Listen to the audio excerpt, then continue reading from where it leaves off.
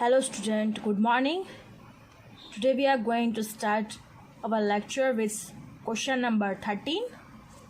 I am reading a question, you have to listen it carefully. Question number 13. For a probability distribution of standard normal variable, state the estimated limits for the middle 50% observation. So student, this is our question. हमें question में क्या लिखना है? तो for a probability distribution of standard normal variable state the estimated limits for the middle 50% observation. यानी middle 50% observation की हमें estimated limits लिखनी है. So student, answer number 13 answer लिखते हैं. For a probability distribution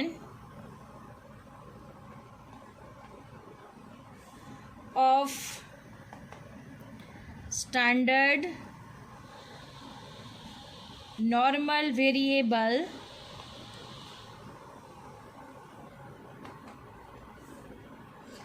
the estimated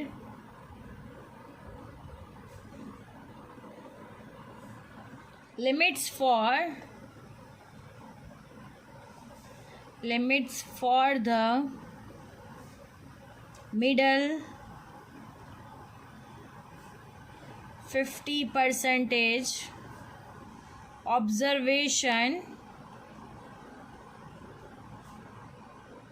observation is Q1 and Q3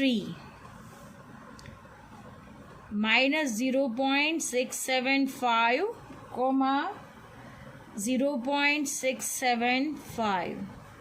Understand? This is our answer.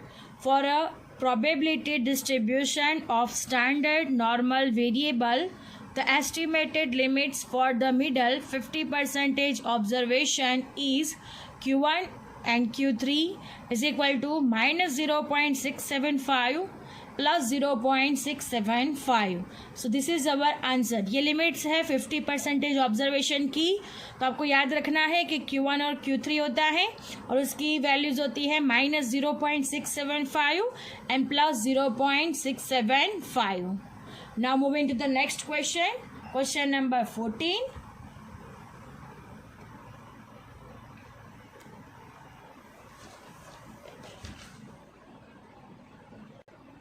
Question number 14. The extreme quartiles of normal distribution are 20 and 30. Find its mean. Student, यहाँ पे हमें क्या दिया गया है? Extreme quartiles दिए गए हैं. इट मीन्स Q1 और Q3 दिया गया है. उस पर से हमें मीन फाइंड करना है. जब भी आपको एक्सट्रीम क्वार्टाइल्स दिया जाए तब आपको याद रखना है Q1 और Q3 का वैल्यू दिया गया होगा. एक्सट्रीम क्वार्टाइल्स का मीनिंग ही Q1 और Q3 होता है. और हमें यहाँ क्या फाइंड करना है? मीन फाइंड करना है. So let us start. Student, answer number 14 में हमें क्वेश्चन में here Q1 is equal to 20 is given and Q3 is equal to 30 is given. Right, this two values are given in to our question. उस पर से हमें क्या find करना है? मीन फाइंड करना है. तो हमें मीडियन का फॉर्मूला मालूम है. मीडियन का फॉर्मूला है m is equal to Q3 plus Q1 divide by 2. ये फॉर्मूला किसके लिए है? मीडियन के लिए है. बिकॉज हमें Q1 और Q3 दिया गया है. उस पर से सबसे पहले हम मीडियन फाइंड करेंगे. सो मीडियन का फॉर्मूला है Q3 plus Q1 divide by 2. So Q3 है हमारे पास 30 प्लस 20 डिवाइड बाई 2 हो जाएगा, यानी 50/2. सो आंसर आएगा 25. सो हमें m कितना मिल रहा है? 25. यानी मीडियन यहाँ पे हमें 25 मिल रहा है. अब हमें पता है कि in normal distribution mean is equal to median is equal to mode होता है. यानी according to the normal distribution क्या होता है? Mean is equal to median is equal to mode. यानी जितना मीन होगा उतना ही मीडियन होगा, उतना ही मोड होगा। तो यहाँ पे मीडियन हमें 25 मिल रहा है, तो ऑटोमेटिकली मीन भी कितना होगा, 25 होगा। तो यहाँ पे आंसर आएगा mean mu is equal to 25 is our answer. Understand? Because normal distribution की ये कंडीशन है कि mean is equal to median is equal to mode होना चाहिए। तो यहाँ पे मीडियन हमें 25 मिल रहा है, that's why mean is equal to also 25 मिलेगा। Understand? Now moving to the next sum, next question. Question number 15, the monthly expense of a group of persons follows normal distribution with mean rupees 10,000 and standard deviation rupees 1,000. A student has obtained a z-score is equal to rupees 1 for randomly selected person having monthly expense more than 11,000. Is this calculation of z-score true? Question mark, give a reason. Students, यहाँ पे हमें monthly expense of a group of a person कौन सा follows कर रहा है, normal distribution को follow कर रहा है। उसमें मीन हमें दिया गया है 10,000 और स्टैंडर्ड डेविएशन 1,000 दिया गया है, यानी mean mu is equal to 10,000 है, एस इज इक्वल टू 1,000 है। A student has a Z score, यानी जेड इज इक्वल टू का आंसर हमें मिल रहा है 1 for random selected person having monthly expense more than 11,000, यानी 11,000 से मोर, यानी 11,000 हमारा यहाँ पे एक्स है। Is this calculation of Z score true? ये सही कैलकुलेशन है, give a reason. So let us start question number 15। In according to the question यहाँ पे हमें दिया गया है, यहाँ पे लिख देते हैं here mu is equal to 10,000 और सिग्मा इज इक्वल टू दिया गया है 1,000, राइट। और यहाँ पे फॉर एक्स, एक्स का क्या कहा गया है कि selected person having monthly expense more than 11,000, monthly expense more than 11,000, यानी 11,000 से मोर, यानी X is greater than 11,000। Understand? So हमें जेड स्कोर फाइंड करना हो, एक्स को जेड में कन्वर्ट करना हो, तो हमें क्या करना होगा, Z is greater than X minus mu divide by sigma. ये फॉर्मूला हम लोग आगे डिस्कस कर चुके हैं। Less than X is equal to है 11,000 माइनस मीन है हमारे पास 10,000 डिवाइड बाय 1,000 और जिसका आंसर आ रहा है 1, right. So a student has obtained Z score कैसे आएगा, तो 11,000 माइनस 10,000 यानी 1,000 रहेगा, 1,000 डिवाइड बाय 1,000 यानी 1 आएगा। Z score is equal to 1 हो रहा है। Hence this calculation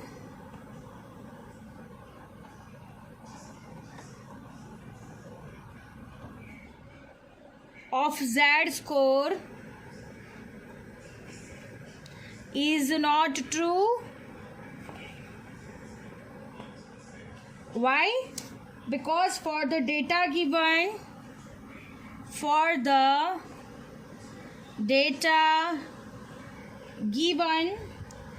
we must have Z greater than or equal to 1. If for the data given we must have Z is greater than equal to 1. ये क्या हुआ हमारा reason कि हमारे पास क्या होना चाहिए कि Z इज ग्रेटर देन और इक्वल टू 1, 1 से ज़्यादा हमारा क्या होना चाहिए, Z स्कोर होना चाहिए। Understand? So student, our sum is over here. I hope you understand it. Now moving to the next question. Question number 16.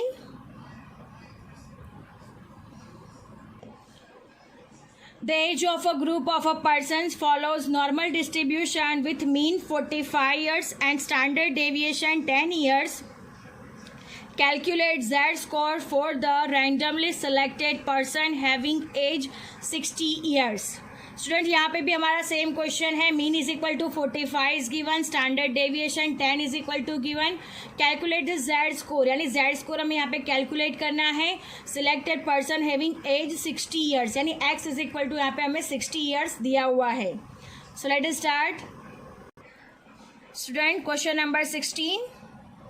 According to the question यहाँ पे दिया गया है उस तरीके से. Here mu is equal to 45 is given, sigma is equal to 10 और x is equal to 60. ये सब हमें क्वेश्चन में दिया गया है. z स्कोर हमें फाइंड करना है. z is equal to formula है हमारे पास x minus mu divide by sigma. x minus mu यानी 60 minus 45 divide by sigma. Sigma यानी 10 हमें दिया गया है, तो यहाँ पे लिख देते हैं 60 माइनस 45 डिवाइड बाय 10 हो जाएगा. देन आंसर आएगा 50 डिवाइड बाय 10, 15 डिवाइड बाय 10, यानी आंसर आएगा 1.5. So hence Z score is equal to 1.5. Understand students. Z score कैसे फाइंड किया? X minus mu divide by sigma, formula लिखना है. 60 माइनस मीन, पहले 60 minus 45 divide by sigma. 60 minus 45, sigma की value हमारे पास 10 है, तो 60 माइनस 45 डिवाइड बाय 10 यानी 15 डिवाइड बाय 10 यानी 1.5. So hence Z score is equal to 1.5. तो हमें आंसर कितना मिल रहा है? Z score is equal to 1.5. Understand students. Now moving to the next question, question number 17.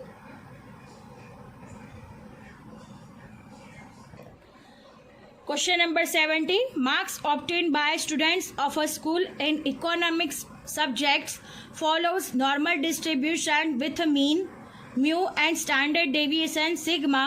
The value of standard score that randomly selected students obtained 60 marks is 1. If the variance of the variable is 100 marks squared, then find average marks.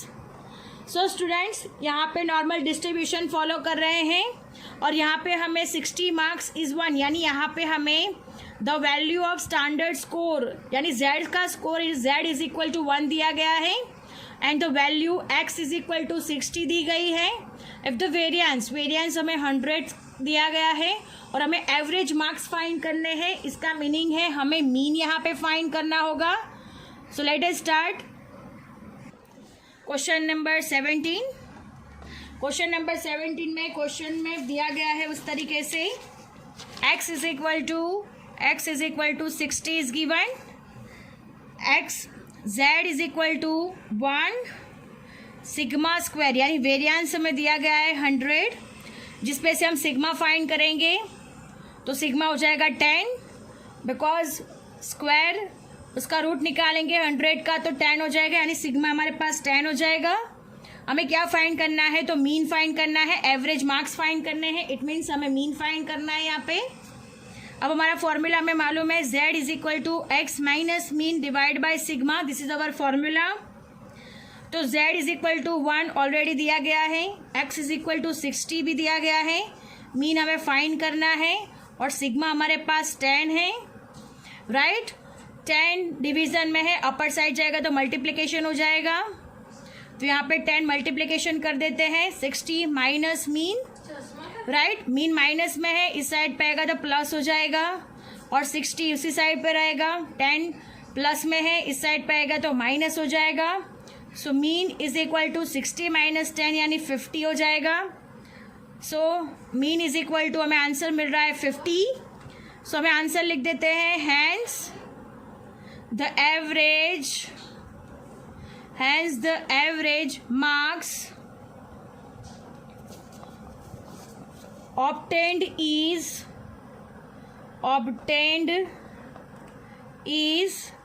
50. Understand? Hence the average marks obtained is 50. Understand, students? So our questions are over here. I hope you understand it very well. And section B is also over here. Thank you, students.